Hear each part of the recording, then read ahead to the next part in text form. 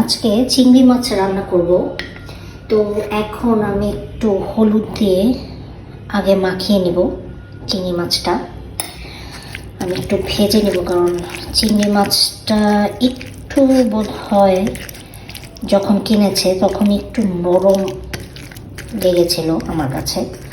তো আমি একটু হলুদ দিয়ে এটাকে মাখিয়ে নিব, তারপরে একটু ভেজে নেব সরিষা তেলে। তেলটা গরম হয়ে গেছে, আমি চিংড়ি মাছগুলো একটা একটা করে ছেড়ে দিব। এই যে খুলে খুলে গেছে চিংড়ি মাছটা, খুলে খুলে গেছে, কারণ চিংড়ি মাছটা একটু নরম প্রথমেই মনে হয়েছিল। একটু ভাজা ভাজা করে ভেজে করলে আর কি রান্নাটা ভালো হবে। অনেকদিন পর ব্লগিংটা করছি,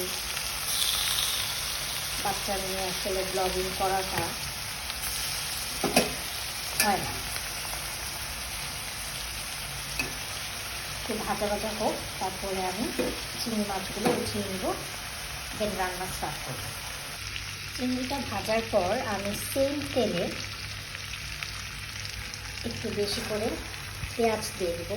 পেঁয়াজ কুচি একটু বেশি দেব, যেহেতু একটু ভুনা ভুনা হবে এটা। পেঁয়াজ কুচিটা দিব, আর একটু দিব রসুন কুচি, আর একটু বোধহয় লাগবে।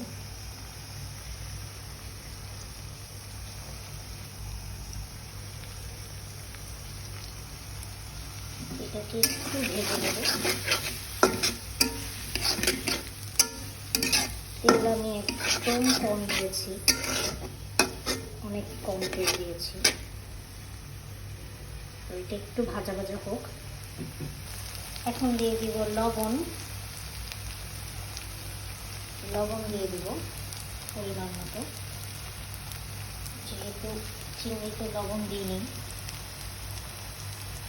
হলুদ দিব, হলুদ আগে থেকেই আছে, তারপরে একটু দিব, একটু হলুদ দিব। তারপর হচ্ছে একটু শুকনো মরিচ দেবো। শুকনো মরিচ একটু বেশি দিব, ঝাল ঝাল করবো, ভুনাটা যাতে একদম ঝাল ঝাল হয়।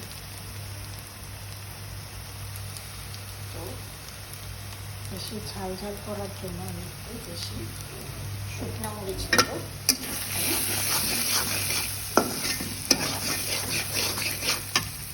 পানি দিয়ে নিই।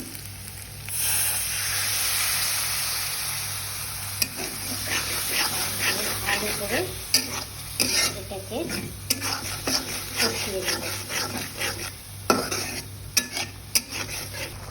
আমার কষানোটা হয়ে গেছে, এবার টমেটো দিয়ে দিব।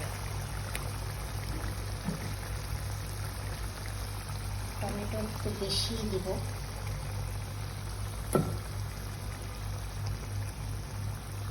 টমেটো দিয়ে ভালো করে নাড়িয়ে নেব। এবার চিংড়ি মাছগুলো দিয়ে দিব। চিংড়ি মাছগুলো দিয়ে দিব, কিছু কাঁচামরিচ দিয়ে দিব। ভালো করে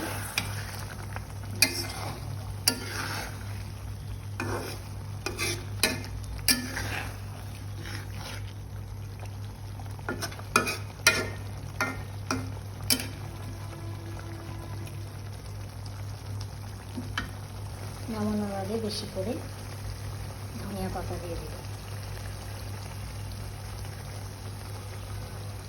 কালারটা অনেক সুন্দর হবে।